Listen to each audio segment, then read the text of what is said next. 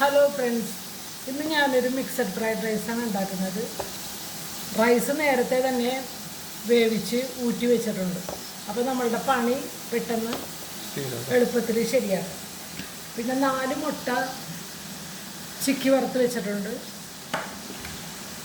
ഒരു പിടി onion leaves അരിഞ്ഞ് വെച്ചിട്ടുണ്ട്. ഒരു വലിയ ക്യാപ്സിക്കം അരിഞ്ഞ് വെച്ചിട്ടുണ്ട്. ഇതാണ് പിന്നെ ക്യാരറ്റ്, കുറച്ച് ക്യാരറ്റ്, ഇത്രയുമാണ് ഞാൻ ഇടുന്നത്.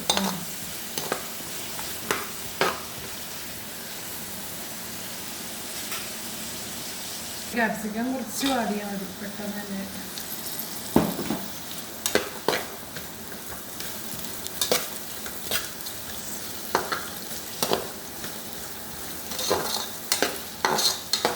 ഒന്ന് വാടിയാൽ മതി, ഞാൻ വേഗം കോരി മാറ്റിയാണല്ലേ. ഒരു സവാള എടുത്തിട്ട് ഞാൻ നെയ്യിലാണ് മരിക്കുന്നത് അല്ലേ. നെയ്യിട്ടിട്ട് മരിക്കണം.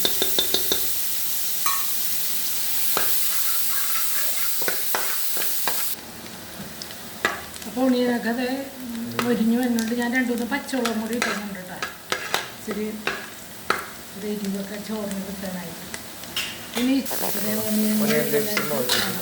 ഇതെല്ലാം ഇട്ടിട്ട് കുറച്ച് ഗാർണിഷ് എല്ലാം മിക്സാക്കി, എല്ലാ വെജിറ്റബിൾസും, ഒനിയൻ ലീവ്സ്, ക്യാരറ്റ്, ക്യാപ്സിക്കം ഇട്ട് 2 പച്ചമുളക് ഇട്ടിട്ടുണ്ട്. ഇനി സോയാ സോസ്, ഇത്തിരി സോയാ സോസ് ഇടും.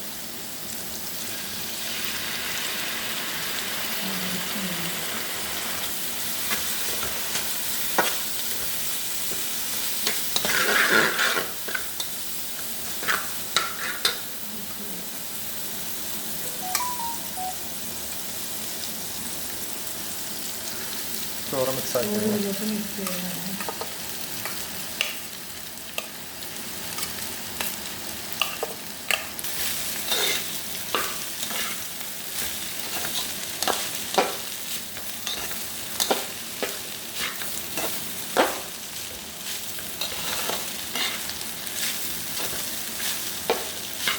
സെർവ് ചെയ്യുമ്പോൾ മാത്രം നമ്മൾ എഗ്ഗ് ഗാർണിഷ് ചെയ്യുക. കാരണം അതൊക്കെ നല്ല നെയ്യ് ചേർക്കണ്ട.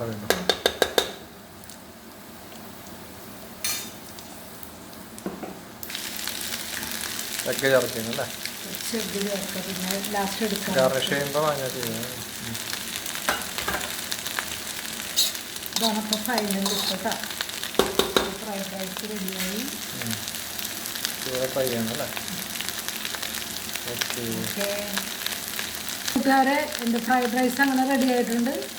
എല്ലാവരും ട്രൈ ചെയ്ത് നോക്കുക. നല്ല ദിവസം വരുന്നു. Okay, bye bye.